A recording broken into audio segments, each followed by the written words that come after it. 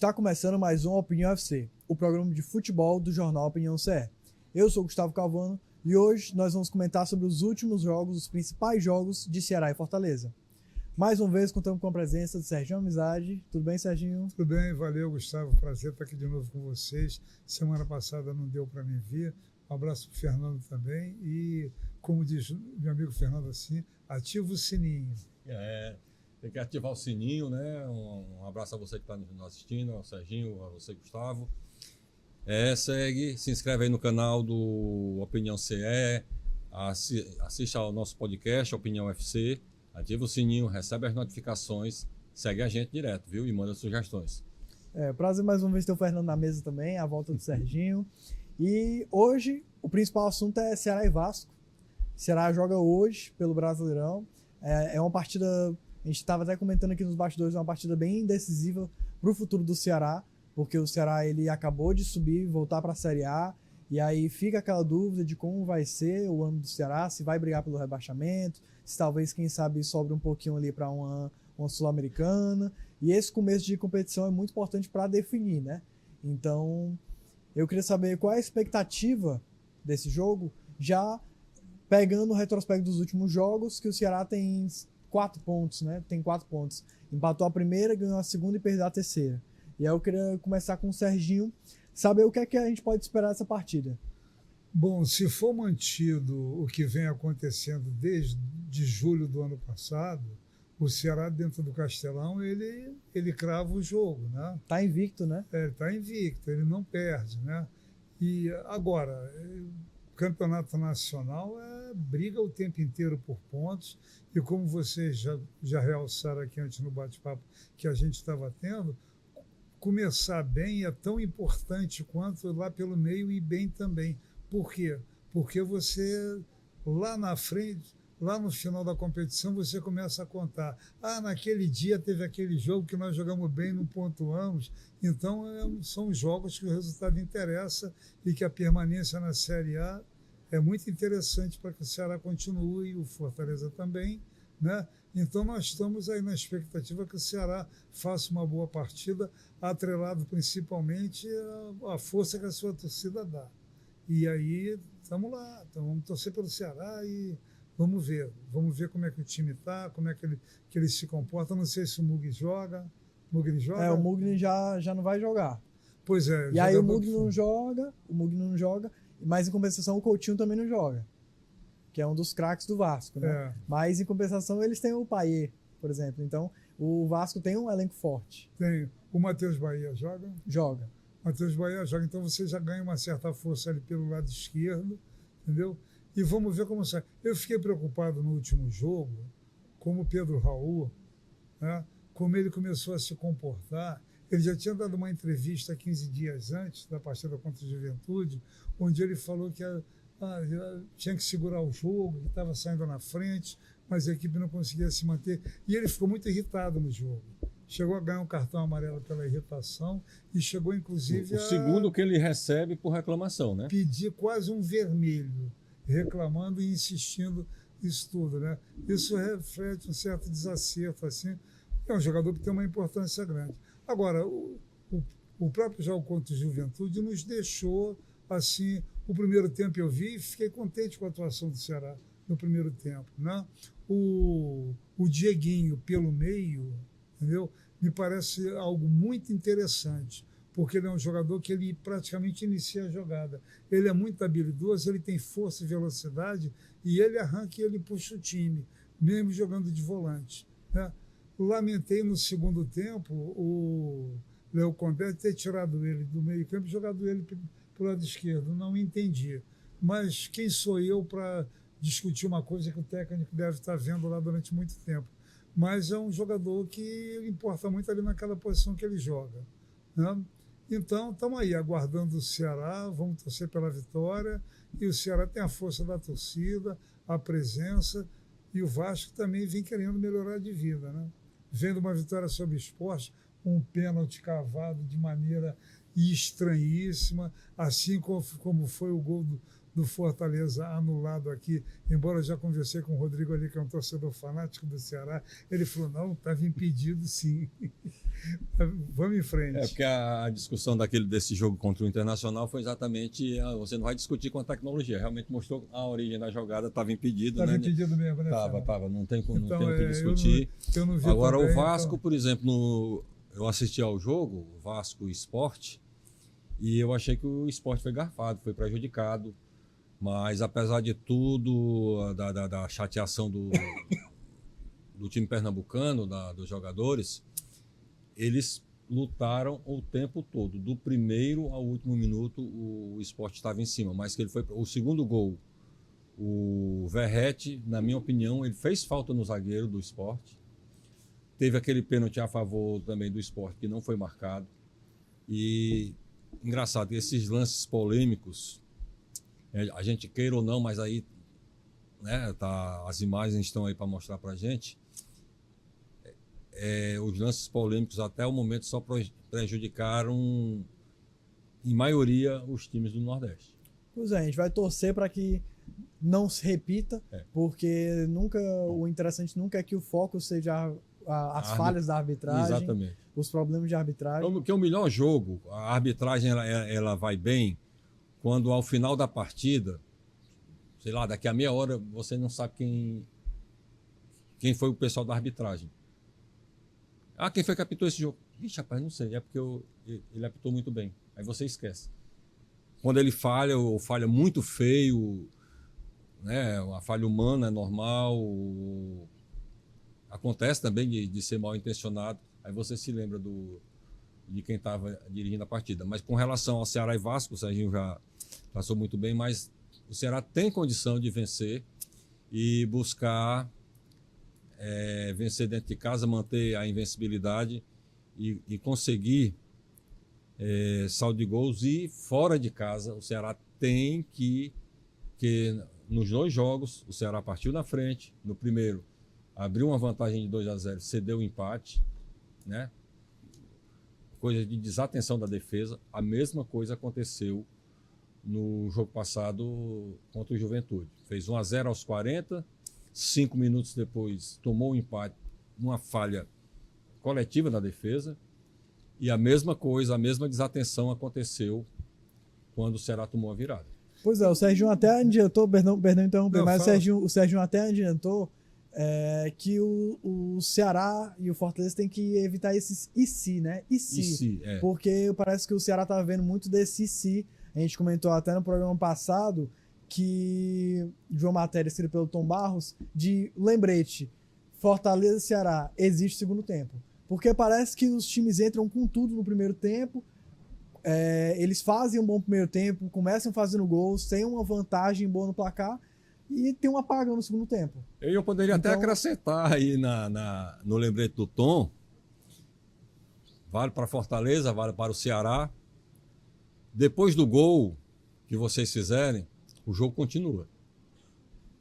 O time tem que ter ataque, tem que ter um bom meio-campo e tem que ter uma defesa boa também para não tomar um empate e, se não abrir do olho, tomar uma virada. Tem uma crença no futebol que era uma coisa do tempo que eu jogava, já tinha isso. Você tem situações, quer dizer, no tempo da partida, que você não deve ou não pode tomar um gol.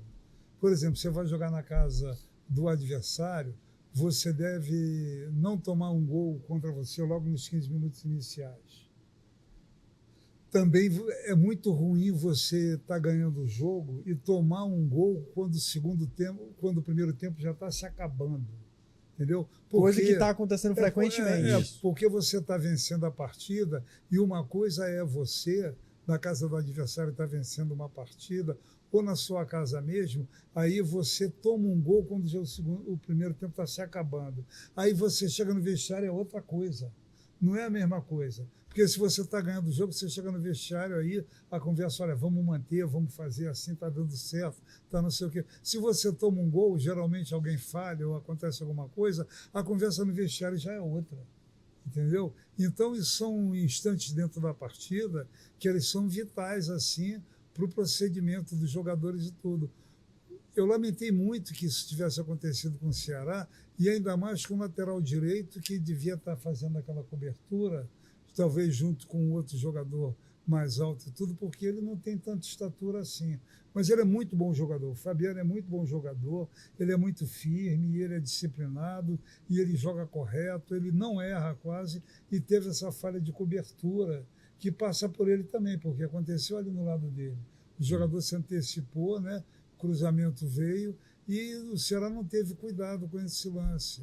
Mas é porque o futebol hoje em dia, ontem a gente estava até conversando isso numa mesa que eu participei, hoje em dia ele está muito ligado ao conjunto, à tática, à intensidade do jogo. Ele não está muito ligado à performance individual do jogador em determinada posição, entendeu? Ele não tem tempo para isso mais. Você tem tempo para fazer o conjunto, mas para corrigir cobertura. Tá? O segundo gol do Juventude contra o Ceará acontece no espaço deixado entre o Fabiano e o zagueiro central. Isso. A bola é jogada ali por dentro, né? E o cara entra pela esquerda, e aí cruza a bola, e aí lá vem o segundo gol. Entendeu? Então são detalhes que eu penso que não tem muito tempo para você ajustar. Né? A gente observa, mas você veja bem, o Ceará jogou no sábado. Domingo ele ainda estava lá em Porto Alegre, do Rio Grande do Sul. Treinou Aí, inclusive treinou no CT do Grêmio, né? No CT do Grêmio, voltou a segunda, já vai jogar hoje à noite. Já tem jogo no sábado. Né? Então não dá tempo, isso são detalhes dentro da partida que você tem que ter pelo menos 1 hora de treinamento, bota a defesa, arruma aqui, você fica na cobertura, você aqui. Quer dizer, você tem que ter, se o adversário está aqui com a bola, na ponta direita, com o pé esquerdo, a defesa tem que ficar numa diagonal, entendeu? E o último jogador, ele é o último de uma fila, sabe? Uma vez eu tomei um drible do Rivelino, me permito contar essa história. Eu estava na Portuguesa Carioca e o Rivelino estava no Fluminense. Rapaz, o Rivelino pegou uma bola pelo lado esquerdo com o pé esquerdo. Cara, aí a gente fez essa linha, né? O lateral que estava por lá, o volante que entrava, o zagueiro central, o quarto zagueiro e um jogador aqui. Eu estava no meio aqui. Aí o Rivelino balançou assim, aí nós todos fizemos assim e vamos para cá, como se tivesse um cordão, sabe? Muito engraçado. Mas é uma maneira de todo mundo se postar. O Rivelino levou a bola e puxou, aí todo mundo para lá e para cá. É uma graça, rapaz. Mas, assim, Um drible coletivo, né? Drible coletivo, é. Pois é, mas a gente vê que o Ceará ele vem sofrendo dessas falhas e a partir do momento que as falhas viram frequentes, elas deixam de ser por acaso. Então, passa a ser um defeito, né? Passa a ser um defeito. Então, a gente concorda aqui que o Léo Condé não tem o tempo suficiente para organizar isso, porque Brasileirão é assim, Brasileirão E eu estava ouvindo, até vou dar o crédito aqui a um colega nosso, o Danilo Queiroz, né, do Futebolês, ele dizendo que o elenco do Ceará é muito curto. Falta o material humano para substituições. Que muitas isso vezes, a gente já comentou em programas anteriores, né? Porque isso também, numa falta, né, de um Mugni da vida, o Ceará não tem muito o que substituir. E, em compensação, o Vasco joga sem Coutinho, mas tem Payet. Isso. Então, o nível é outro nível do que o Ceará estava acostumado a jogar na Série B, até mesmo do que ele está acostumado a jogar na Copa do Nordeste e no Cearense. E você falando nisso, um dos pontos fracos que eu observei do Vasco, tanto no jogo contra o Santos e contra o Sport, os dois jogos em São Januário, o meio campo do Vasco tem hora que não se entende. Ele não consegue armar uma jogada e também não consegue armar um bloqueio. E se o Condé prestou bem atenção nisso, pode explorar os avanços do Ceará pelo meio, não necessariamente pelos lados. Não sei se o Serginho concorda com isso, se ele observou isso. Não, porque eu ainda não vi o Vasco jogar. Mas o Dieguinho, eu gosto muito do Dieguinho. Eu acho que ele é um moleque de pelada sapeta, sabe? Ele está ali para fazer justamente as coisas que ninguém espera. Ele faz o jogo dele assim e tudo, e é muito interessante, porque ele dribla num local em que os jogadores de meio campo não driblam. Quando ele consegue atacar, é muito legal. E espero que dê certo. Não, vamos torcer e é uma coisa, né? Tem que cumprir o dever de casa. Como é que se cumpre o dever de casa? Vencendo. E o Ceará precisa de mais gols, né? Então que consigam uma boa vantagem de gols. Ele venceu o Grêmio por 2-0, poderia ter vencido por mais, poderia não ter baixado a guarda um pouco, permitindo que o Grêmio daquela vez ele fosse muito ofensivo, mas, como eu disse, é jogo de 6 pontos, é jogo de duas equipes que estão ali na briga para não cair, mas se o Ceará botar em mente, a equipe toda, que dá para brigar ali, para ficar na primeira página, nesse exato momento, caso o Vasco venha a vencer, ele vai se tornar líder do campeonato, Isso. vai acabar a terça-feira como líder do campeonato, e o Ceará também corre esse risco de terminar a noite como líder do campeonato, dependendo da quantidade de gols de vantagem sobre o Vasco. O jogo está marcado para 9h30 e é bom a gente sempre ressaltar que o Ceará está invicto na Arena do Castelão desde agosto de 2024, mas o histórico contra o Vasco não é essas mil maravilhas, não. Exatamente. Porque nas últimas 3 partidas na Arena Castelão, pegando só na Arena Castelão, são 6 vitórias para o Vasco, 6 empates e só 1 vitória para o Ceará. Então, daí dá pra gente ter uma noção que o histórico deles é mais propício para a vitória do Vasco. Mais um tabu para o Ceará quebrar. Cadê aquela madeirinha? Isso é madeira? Isso. Mas estou confiante que o Ceará, dessa vez, ele pode fazer um bom resultado, deixar o torcedor feliz. Acho que já tem pelo menos em torno de metade da carga de ingressos vendida, então vai ser um grande público, apesar desse horário cruel. Pois é, e aí depois desse jogo teremos na quarta-feira Fortaleza e Vitória. Fortaleza joga fora de casa, e aí a gente já vê que o Fortaleza ele começou bem, ele conseguiu um bom empate mesmo no momento ruim contra o Internacional, que o Internacional ele é um dos grandes favoritos ao título, é bom a gente lembrar disso. O Internacional está brigando por título desde o começo. Nas últimas 2 partidas antes de enfrentar o Fortaleza, o Inter meteu 3 goleadas de 3-0, que para mim 3-0 é goleada. Inclusive com o técnico contado para a seleção, o Roger. Né? Pois é. Então, tá metendo goleada, tá jogando bem. E o Fortaleza vinha de uma partida assim que vai ficar marcada na história, né? Que é a gente pelo menos passar por cima de comentar sobre a partida entre Fortaleza e Colo-Colo, que foi surpreendente o que aconteceu, foi decepcionante. Trágico, né, na verdade. Trágico. Porque uma partida sem interrompida daquele jeito, pelos motivos que foram, ninguém quer isso. Ninguém quer isso, ainda mais no âmbito da violência, né? Que agora, a gente repete, agora, mesmo assim quanto continua. Incompetência da Conmebol, que é uma coisa muito simples, é só seguir o regulamento. É preciso, por exemplo, a direção da CBF cobrar da Conmebol o cumprimento do regulamento que dê a vitória por 3-0. Isso está previsto no regulamento da competição. E a Conmebol, até o momento, cancelou o jogo, mas não disse quem é o vencedor. Não deu o vencedor. Está no regulamento. Está no regulamento. Os times vão brigar. Para o Fortaleza, com certeza, vai querer o encerramento da partida e declarado como vencedor. Não, e tem que ser, está no regulamento. O Fortaleza não tá querendo nada demais, está querendo um direito. É porque, infelizmente, a Conmebol é outra entidade que lida com futebol, que é incompetência geral, não sei lá. Eu acho que aquele M. Corrupção mesmo, né? Corrupção mesmo. Aquele M que tem na sigla da Conmebol, acho que aquele M é daquilo que o gato enterra. Eu digo isso pelos dirigentes que estão lá. Horrível, pai. A CBF também não fica muito atrás. A própria FIFA. Ou seja, tem que haver uma mudança radical no direcionamento dessas entidades que estão aí para gerir o futebol mundial.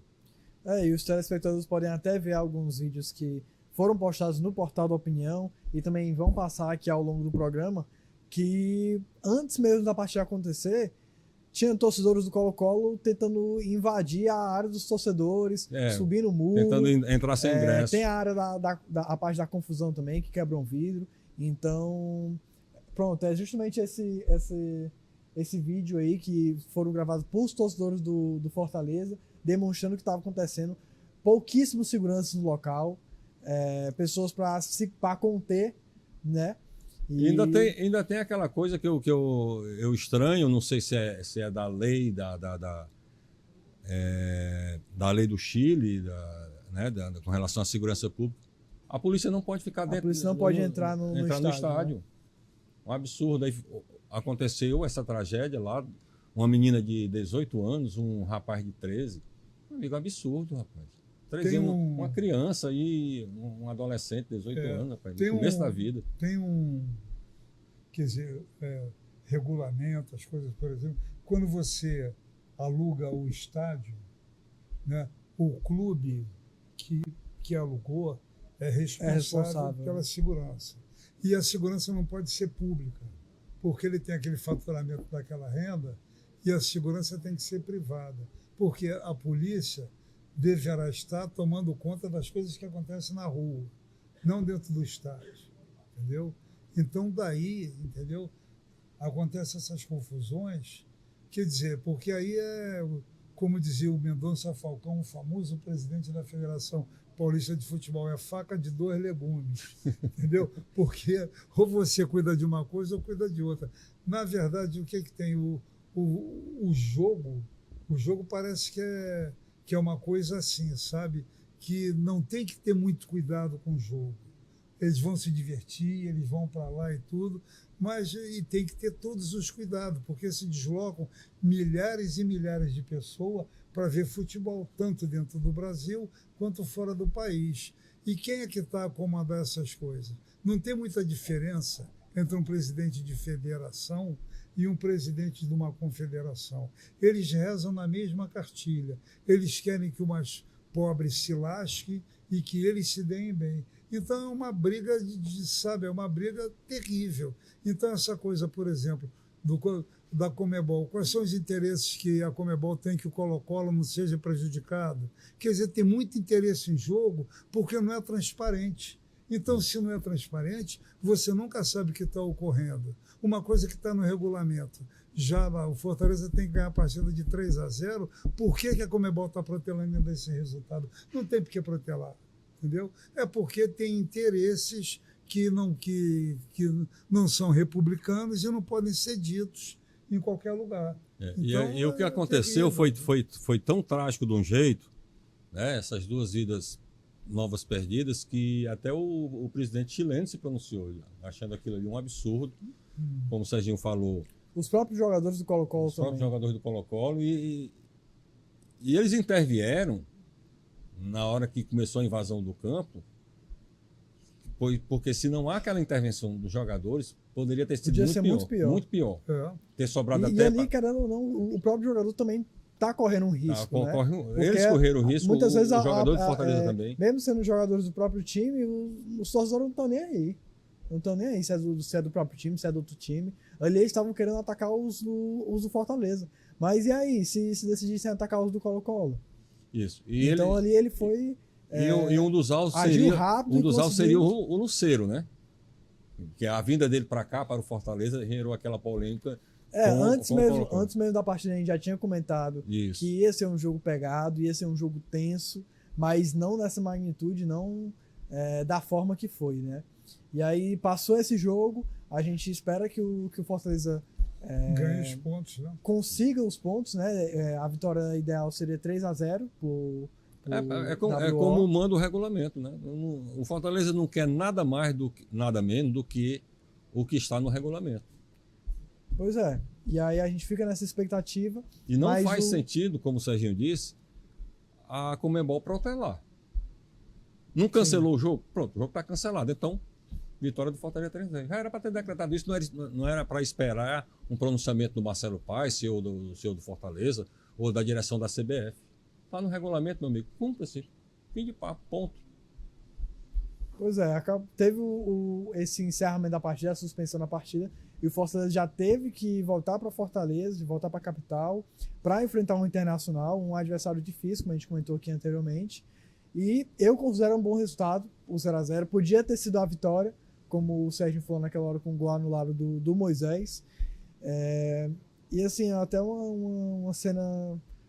É aquele ditado, seria cômico se não fosse trágico, né? Durante a comemoração do gol, o próprio companheiro de equipe, o Davidson, acabou empurrando ali o Moisés, que acabou sentindo dores ali. Quando ele tentou se equilibrar, né, irmão? Tentou se Apoiar o equilibrar, pé e sentiu um desconforto muscular.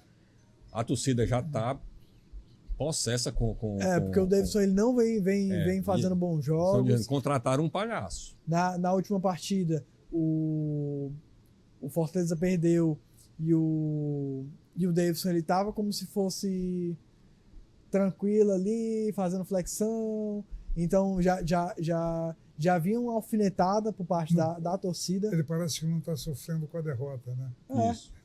E aí acaba o empate ali, aí ele vai o cara tá rindo. Pra famosa resenha Perdeu com os jogo, colegas. tá rindo. Então, os torcedores eles não estão vendo essa situação com bons olhos e ainda mais lesionando o Moisés, né? Que foi Eu achei que o Fortaleza, do ponto de vista organizacional defensivo, ele conseguiu uma situação melhor, né? Porque o Fortaleza está jogando. Vocês jogaram bola quando era menino. O Gustavo ainda joga bola. Ainda né? joga. Ainda joga. Você veja bem, o sujeito inseguro, ele não deve nem sair de casa. Porque o inseguro é para ficar num canto sossegado, sem fazer. Cara, jogar futebol inseguro, você tem medo de errar o passe. E o time do Fortaleza, ele está inseguro. Os jogadores estão inseguros. Começaram, né, desses 2 jogos, eles marcaram bem o Internacional. Eu vi várias vezes, né, na lateral do campo principalmente, que é um espaço menor que o outro time tem para atacar, chega 2, 3 jogadores triplicando a marcação. Isso foi uma coisa concreta. Agora, né, é um time que está com dificuldade de finalização. Por quê? Porque o gol é algo... inclusive a própria finalização é algo mais precioso e burilado do que marcar, entendeu? Você criar a jogada e tudo, e bater, equilibrar o corpo, e bater certo, e dar o passe certo de primeira para ganhar tempo e ganhar espaço, isso é muito mais burilado, é mais difícil atacar. Então eu acho que o Vojvoda está indo por uma cartilha certa. E como ele está começando a marcar. E você deve ter observado que o Fortaleza ele conseguiu, principalmente contra o Internacional, romper o sistema defensivo, né? Não estava dando certo pelo meio, mas começou pelo lado. No começo do jogo, aqueles passes longos para a lateral. O jogo pro Moisés, exato, começaram a errar mais a partir da 4ª tentativa, começou a dar certo e o time começou a evoluir. É lógico que tem que ainda melhorar muito, mas já foi um bom começo, porque o jogo começou com os 2 times abertos, né? Aí, tipo assim, chegou lá ali metade do segundo tempo, do primeiro tempo ainda, né? 25, 30 minutos ali. Tipo assim, parece que o pessoal parou, todos eles pararam de uma vez. A gente tá avançando, ninguém tá estudando o adversário.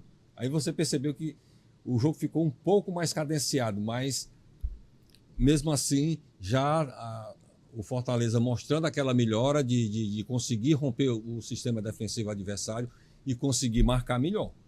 E esses resultados são bons para retomar a confiança, né? A confiança que a gente via que o Fortaleza tinha na temporada passada. A gente assistiu o jogo do Fortaleza e via nos jogadores que eles colocavam na cabeça, mesmo enfrentando um time com elenco superior, podemos dizer assim, eles iam com garra, eles iam com convicção de que a vitória pode E um detalhe, o o Fortaleza com aquele empate de domingo passado, chegou à 20ª partida como mandante invicta, né? Às 19 do ano passado, no Castelão, às 19 do ano passado, e essa de domingo passado foi o primeiro jogo do Fortaleza em casa pelo Brasileirão, agora 2025. O Fortaleza do ano passado, dos anos anteriores, mas principalmente do ano passado com o Vojvoda, nos 2 últimos anos, ele nunca tinha a proposição do jogo. Ele era um time que se trancava, né? Se trancava bem, e quando saía no contra-ataque, ele era muito rápido e ele tinha o melhor contra-ataque do futebol brasileiro. entendeu? Chegava com Moisés, chegava com Lucero, chegava com Tinga e Pikachu aproveitando as oportunidades. Isso não pode durar eternamente. Tem alguma coisa num ciclo que se encerre tudo. Então o Fortaleza está na cata de melhorar, né? Eu acho que a equipe do Fortaleza está melhor do que há 10 dias atrás. Hoje ela estaria melhor. Vamos ver esse jogo contra o Vitória, né? Sim. Que é um jogo da quarta-feira. Fora né? de casa, isso, É um jogo quarta-feira. fora de casa e é um adversário difícil e que venceu o último jogo. Quer dizer, saiu lá da lanterna, estava na lanterna, lá ele exposto lá embaixo, saiu, entendeu? Então, uma equipe que vai ser bom ver o Fortaleza nesse jogo. Eu vi uma jogada nessa partida que foi uma jogada para uma pintura. O Moisés pegou uma bola pela esquerda numa situação de erro da equipe do Internacional e ele meteu para a área. O Davidson vinha chegando na bola, na meia-lua da grande área, ele inventou um passe de calcanhar para trás, que eu acho que foi Mancuso ou Martínez. Um dos dois vinha correndo e bateu mal na bola e chegou a escorregar e bateu com a cabeça como se tivesse ficado indignado com o erro dele, entendeu? Tamanha a pintura da jogada. Então vamos ver, né? Vamos ver se o Fortaleza vai se recompondo e tudo, mas eu acho que parte disso. Aqui teve um técnico. É porque tem o problema é que houve um incômodo com relação ao comportamento da torcida, né? Que a torcida do Fortaleza incentivava até o final. E nos últimos jogos, tá vaiando durante a partida, no decorrer do jogo. E isso o jogador também não está acostumado. Agora, precisa o torcedor entender que nem tudo dura para sempre, né? Está havendo esse problema, já está começando a ser corrigido, então é paciência e cabe a você, torcedor tricolor, continuar incentivando seu time. Se ao final da partida, também, né? Se ao final da partida o resultado não agradar, tudo bem, vai, é normal, você pagou o ingresso para estar ali, mas enquanto a partida estiver rolando, vamos incentivar. Isso vale também para o torcedor do Ceará, viu? Fernando está falando uma coisa importante que o Abel escreveu no livro dele, né? Que é essa junção entre jogadores, torcedores, dirigentes, essa coisa tem que estar afinada para tudo correr bem. Então, não está dando certo, você tem que tentar, você confia no trabalho que está sendo feito pela diretoria. Se o torcedor confia, vamos lá, vamos torcer e tudo. Agora, é difícil, viu? É difícil. Pô, já... Não, porque... Me lembro uma vez que eu estava no Fortaleza, que eu fui em 73, cara, já tem mais de 50 anos. Só. 52. Eu fui ovacionado, mas eu não fui ovacionado com palmas, não. Eu fui ovacionado com ovos. Literalmente. Eu saí, jogaram uns 3 ovos em cima de mim assim, vai embora, o que você está fazendo aqui? Então o torcedor tem isso, o torcedor é difícil se controlar, ele fica... E assim, o time vinha acostumando a boas campanhas, a bons desempenhos, Libertadores, foi para uma final da Sul-Americana, vinha ganhando o campeonato, vinha de um pentacampeonato. Aí perde 2 seguidos, o torcedor começa a achar que é o fim do mundo. Não é, né? Fortaleza, só que eu me lembre, ele já teve 2 fases de 7 anos sem título, né? E conseguiu a recuperação, né? Ficou de 75 até 81 sem ganhar título, depois ficou de, acho que 96, exatamente. Não, de 94 até... o ano 2000. Pois é, são tempos fase que ele já diferentes, passou, né? superou, né, conseguiu formar bons times. Então o torcedor tem que ter paciência, isso faz parte, não é só no futebol, isso é da vida, né? A gente passa por bons e maus momentos, mas é preciso paciência, botar a cabeça no lugar para tentar ajeitar a coisa. Pois é, e antes de a gente ir para a nossa última pauta, eu queria relembrar aos telespectadores que durante esse final de semana o Cafu concedeu uma entrevista à Opinião CE. Ele esteve aqui em Fortaleza para a divulgação do livro dele, A Saga Cafu, O Grande Sonho. E ele até comentou também com a gente fez uma brincadeirinha ali sobre a possibilidade dele ser o futuro treinador da seleção, porque é um assunto que está em alta. E ele citou nomes que ele confia, como Rogério Ceni, Felipe Luiz, Renato Gaúcho, pessoas que estão tendo bons trabalhos e pessoas que ele acredita que poderiam desempenhar uma boa função como treinador da seleção. E aí ele citou também a importância das pessoas do poder que precisam ter essa competência de saber a hora de escolher, né? Saber escolher quem será o futuro treinador da seleção. E aí a gente entra numa pauta em que durante o último mês, durante as últimas semanas, está muito falado a reeleição do Edinaldo Rodrigues, né? Isso. Porque ano passado mesmo o Ronaldo anunciou que iria se candidatar como um possível presidente da CBF. E esse ano foi um choque, uma surpresa, que do nada ele falou que não ia mais concorrer, porque ele simplesmente não teve o apoio. Não teve ninguém. De ninguém.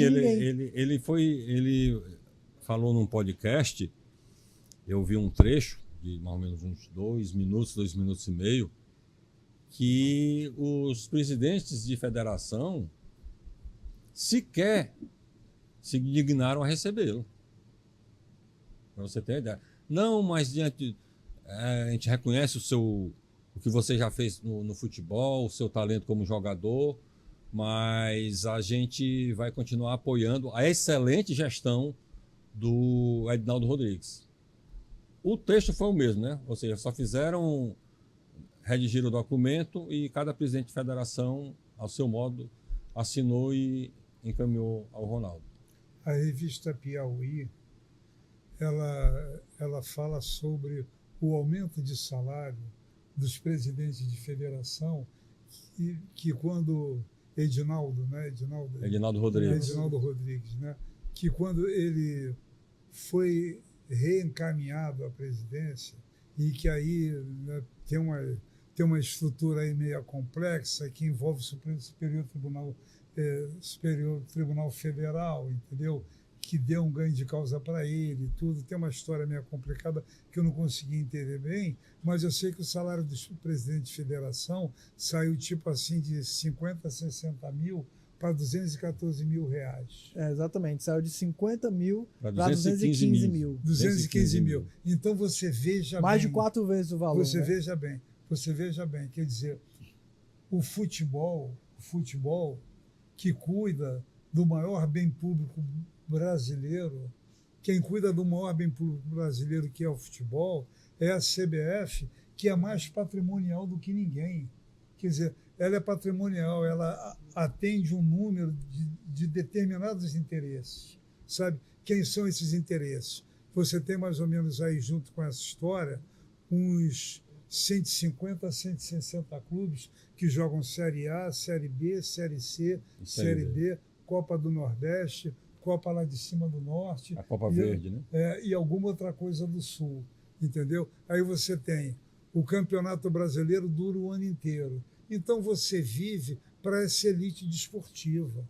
O maior bem cultural brasileiro, dominado pela Confederação Brasileira de Futebol, vive alimentando essa elite esportiva o tempo inteiro.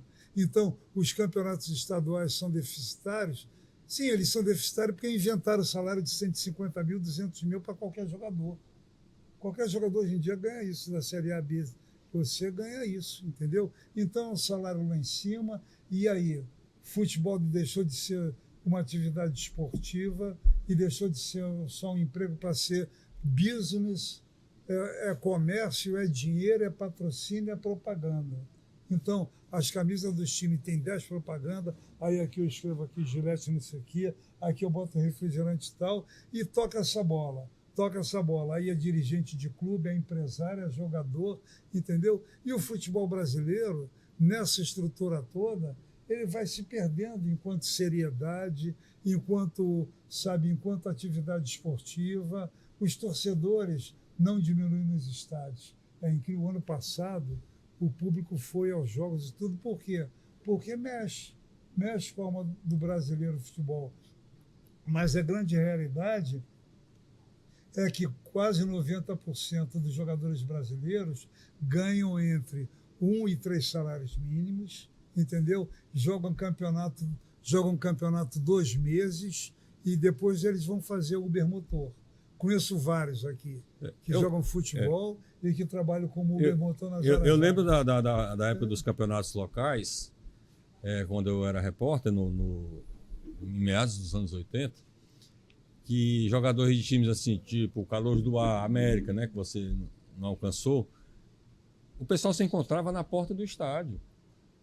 Nem uma Kombi para levar os jogadores, esses times possuíam. Aí quando terminava, começava o campeonato nacional, esse pessoal ficava desempregado e ia se virar em outras atividades. Alguns, dependendo do desempenho no campeonato cearense, era, né, aproveitado por Ceará, por Fortaleza, o próprio Ferroviário também, que quando participava do campeonato nacional, nesse grande grupo de elite, né, que depois começaram a formar as divisões. Mas a situação ainda persiste. É nessa faixa mesmo, de 2, 3 salários mínimos, terminou. E dura pouco tempo, no máximo 3 meses. O contrato hoje em dia é de 3 meses. Então, o que ocorre, na verdade? Né? Estamos dando um tiro no pé com relação à qualidade do futebol. Né? A qualidade. Quer dizer, a gente viu um campeonato inteiro aí, a gente viu um jogador que o Fortaleza contratou, o Alanzinho, que é um bom jogador e tudo, mas aí também vai, não tem chance, fica por ali, vendo se consegue uma vaga e tudo. Então você tem, né? O sonho qual é? O sonho não é jogar no Brasil, não. O sonho não é jogar na seleção brasileira, não. É ver se arruma um empresário para ir para o exterior. Isso. Entendeu? Aí o que o cara quer? Aí, bendito, o cara quer comprar uma casa para a mãe dele. É a primeira coisa que ele fala. Não quero comprar uma casa para minha mãe, tá, não sei o quê. E todos, você pega os grandes jogadores, Ronaldinho Gaúcho, Romário, Ronaldo, quem foi. Primeiro sonho qual era? Comprar uma casa para a mãe, porque tudo vem de classe pobre. Como o Luxemburgo disse aí, o brasileiro precisa voltar a jogar bola, não é nas areninhas da vida, não. Ele tem que jogar bola na vala, na lama, tem que machucar o pé, aprender a fazer uma bola com a mão para voltar a ter habilidade e intimidade com a bola. Porque nós estamos copiando os modelos dos outros. Isso tudo interfere também na escolha do treinador, da Selecinha. Porque ninguém quer. Treinador sério não quer conversar com a CBF. Hoje é um cargo concorrido ao contrário, né? Isso. Porque antes era uma disputa para saber quem seria o treinador da seleção, e hoje parece que você vê alguns treinadores esquivando, evitando falar sobre o assunto, não, e outros, porque eles não querem outros ainda chegam a se arriscar, né? Como porque sabem que é uma posição arriscada. Como foi o caso do Muricy Ramalho, disse, para depender eu não tenho autonomia para escalar, que na verdade quem escala os jogadores da Selecinha Selecinha, esse termo é meu, viu? Não foi o Muricy, não falou isso não. Mas ele disse que é um patrocinador que escala e a gente sabe que isso é verdade. E empresários também, né? Empresários. Porque a gente vê as últimas convocações do Brasil, você vê que 90% dos jogadores que não são 100% indiscutíveis estarem na lista, eles são um pouco duvidosos estarem ali, são todos do mesmo empresário. Exatamente. Então você vê ali que é um assunto até perigoso de ficar se falando, né? Não, e a CBF, a bem da verdade, o que ela quer, ela não quer um treinador, ela quer um entregador de camisa. E tem alguns, né? Pois é, mas fica na especulação, a gente vai se atualizar, vamos acompanhando para saber como que vai ser, já tem mais de 2 semanas da demissão do Dorival, e vamos ficar na expectativa de quem será o futuro treinador da seleção brasileira, né?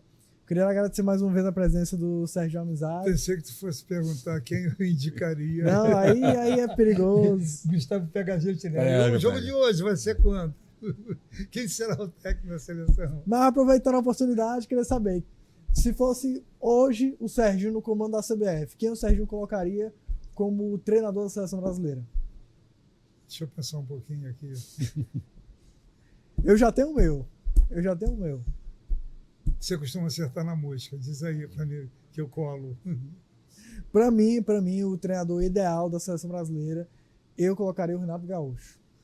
Renato Gaúcho, né? Para mim, o Renato Gaúcho é o que a seleção precisa hoje. Eu fiquei impressionado. Para entregar a camisa, com certeza Renato Gaúcho também. Eu gostei Porque do para mim o trabalho. Renato Gaúcho... Não, só te interrompendo. Completa aí, O Renato, como um gremista amigo nosso diz, é um excelente entregador de camisa. O melhor time no Brasil que eu vi jogar nos últimos 6 anos foi o time do Flamengo de 2019. 2018, 2019, foi com aquele técnico português de Jesus. Como eu tenho origens portuguesas, meus ancestrais eram de Ovar, né, eu não tenho nenhum preconceito contra os portugueses. Né? Então eu acho que talvez o de Jesus, até porque ele sabe falar português. E hoje é o nome mais cotado. O Jorge Jesus você falar a língua é muito importante. É muito importante, porque se você não souber, tem que ser o tradutor. O tradutor aí diz o que ele quer. Você fala para o tradutor diz para os jogadores o que ele quer dizer. Agora, caso o Jorge Jesus aceite, o Caicai esqueça, né? Copa do Mundo, vai não. A gente sabe que eles têm um leve atritozinho, ele já negou, mas o Neymar, por enquanto, tá na dele. Pegaram ele rindo no gol de São Paulo contra o Santos, o Neymar ficou rindo no meio campo. 1-0. Pois é. Nos futuros programas a gente comenta mais um pouco sobre a volta do Neymar. Ele estreou essa semana pelo Brasileirão, jogou contra o Fluminense e saiu derrotado, né? Mas daqui quando ele pegar mais um gordurinho no Brasileirão, mostrando que é um ex-jogador em atividade, né? Foi contra o Fluminense, não foi contra o São Paulo, não. Foi o Fluminense. Perdeu, ganhou do Santos de 1-0. Foi. Queria agradecer mais uma vez a presença do Serginho Amizade, do Fernando. Prazer estar aqui, Gustavo, Fernando, maravilha. Mais um excelente programa aqui, a gente comentando tanto sobre os assuntos de Ceará e Fortaleza, quanto do futebol brasileiro e mundial, né? Isso. Então, a você, um forte abraço e até a próxima. Também queria agradecer você, telespectador, que assistiu até aqui. Se você gostou desse bate-papo, deixe seu gostei, acompanhe a opinião em todas as redes sociais e eu espero você até a próxima terça-feira.